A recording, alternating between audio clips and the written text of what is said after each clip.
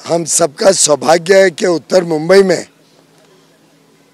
इतनी बढ़िया प्राकृतिक क्षेत्र ईश्वर ने हमें दिया है।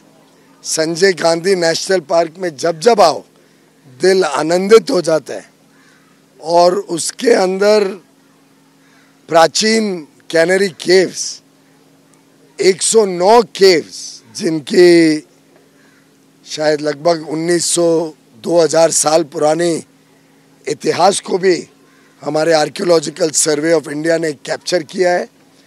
उसको आज देखकर सीना चौड़ा हो गया, गर्व महसूस होता है भारत के विरासत पर, भारत के इतिहास पर।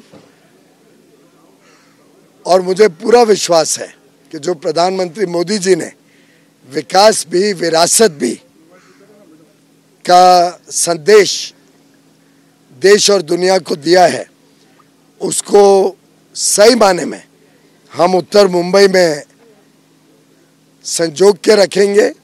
आज कई सारे विषयों के ऊपर चर्चा हुई है। कैनरी केव्स का एक अच्छा एक्सपीरियंशियल सेंटर जिसमें जो हमारे पर्यटक आते हैं, जो हमारे नेचर लवर्स आते हैं या श्रद्धालु आते हैं, सभी के लिए एक एक्सपीरियंस, एक अनुभव, कैनरी केव्स से जुड़े हुए इतिहास की जानकारी और ऐसे प्राचीन और प्राकृतिक क्षेत्र को कैसे हम और सुंदर बना सके, साफ सुथरा रखें, सबके लिए सुविधाएं अच्छी हों, उस दृष्टिकोण से आज कई सारी बातों पर चर्चा हुई फॉरेस्ट ऑफिशियल्स के साथ, आर्कियोलॉजिकल सर्वे ऑफ इंडिया के ऑफिशियल्स के साथ और यहाँ के रहवासी और जो यहाँ पे ट्रेडिशनली वर्षों से रहते हैं, उनको भी क्या सुविधाओं से हम उनके जीवन को भी अच्छा कर सके, उस विषय को लेके भी चर्चा करके मुझे आज बहुत आनंद आ रहा है कि इस क्षेत्र के विकास और उद्धार के लिए हम सब प्रयत्नशील हैं। सर, कई वृद्धों को यहाँ पे आने के लिए परेशानी होती है, जो कनेरी का हमारी धरोहर है, उसके लिए कुछ सुविधाएं के लिए कुछ चर्चा हुई है, लिफ्ट वगैरह? आर्कियोलॉजिकल साइट के ऊपर लिफ्ट बनाना तो संभव नहीं होगा, जहां तक मेरी जानकारी है। इस पे कोई चर्चा तो नहीं हुई, कोई सुझाव भी नहीं आया, पर देखते हैं अगर कोई जैसे रोप वे भी आर्कियोलॉजिकल साइट में तो नहीं हो पाएगा। मुझे लगता है अगर कोई जैसे अमरनाथ यात्रा के लिए या वैष्णो देवी यात्रा के लिए लोग जाते हैं, अगर वैसी कोई सुविधा हो सके कि लोग उनको लेके जा सके, तो वो आर्कियोलॉजिकल सर्वे ऑफ इंडिया से चर्चा करके आगे देखेंगे। सर, उद्धव जी ने कल एक सभा में कहा था कि जिस प्रकार से भारतीय जनता पार्टी का जो झंडा है उस पे हरा कलर हटा दिया जाए, उसके भारतीय जनता पार्टी अपने झंडे से हरा कलर हटा सकती है क्या, इस तरह का दावा उन्होंने किया है? भारतीय जनता पार्टी 140 करोड़ देशवासियों का प्रतिनिधित्व करती है। हमें गर्व है कि 140 करोड़ भारतवासी अपने आप को हिंदुत्व के साथ जोड़ते हैं, क्योंकि ये हमारा इतिहास है, ये हमारा संस्कृति है और इतिहास को, संस्कृति को, हमारी हेरिटेज को कोई हमसे लेके नहीं जा सकता। दुर्भाग्य है कि उद्धव ठाकरे जी तुष्टीकरण की राजनीति से पूरी तरीके से घिर गए हैं।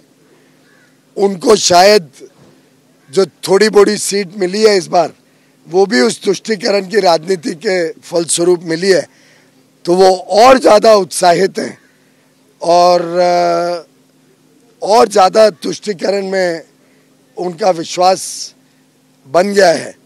प्रधानमंत्री नरेंद्र मोदी जी, भारतीय जनता पार्टी और हमारी चाहे केंद्र की सरकार हो, राज्य की सरकार हो या आगे आने वाले दिनों में म्युनिसिपल कॉरपोरेशन में जो भारतीय जनता पार्टी और महायुति विजय प्राप्त करके ट्रिपल इंजन सरकारें देश की ज्वलन समस्याओं पे, देश की अमृतकाल में विकास यात्रा, भारत को एक विकसित भारत बनाने के लिए और समाज में समीकरण भी अच्छा रखना, समाज में हर एक व्यक्ति को सुख सुविधाएं पहुंचाने का जो दृढ़ संकल्प लेके मोदी जी तीसरी टर्म में 3 गुना ज़्यादा मेहनत कर रहे हैं, 3 गुना ज़्यादा परिणाम के पीछे सरकार प्रयत्नशील है।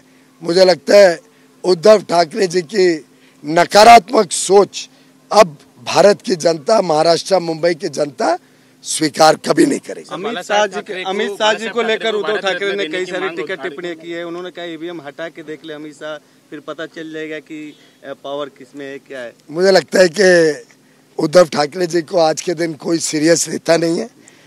लोकसभा चुनाव के बाद तो ऐसा कोई टिप्पणी हमने सुनी नहीं थी। तो ये सिलेक्टिव जो जिस प्रकार का उनका कमेंट्री रहती है, ये दर्शाती है कितना हताश है, कि कितना ज़्यादा जनता ने उनको नकार दिया है और उनकी नकारात्मक सोच अब भारत में और महाराष्ट्र में आगे चलने नहीं वाली है।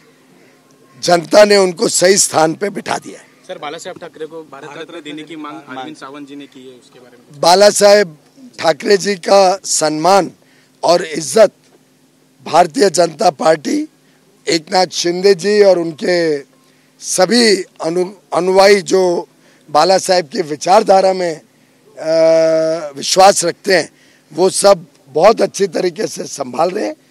फेक शिवसेना जिसने हिंदुत्व को त्याग दिया, जिसने बाला साहेब के हर वचन को ध्वस्त कर दिया, जिन बाला साहेब ने कहा था कि कांग्रेस से मैं कभी हाथ नहीं मिलाऊंगा और कांग्रेस से अपने आप को जोड़ने के बदले मैं शिवसेना को खत्म कर दूंगा, उन बाला साहेब के पूज्य उच्च विचारों को जिन्होंने ध्वस्त किया, ऐसे उद्धव ठाकरे जी को और उनके जो छोटे मोटे बचे हुए साथी जोड़ीदार हैं, उनको मुझे लगता है कोई सीरियस ही नहीं लेगा।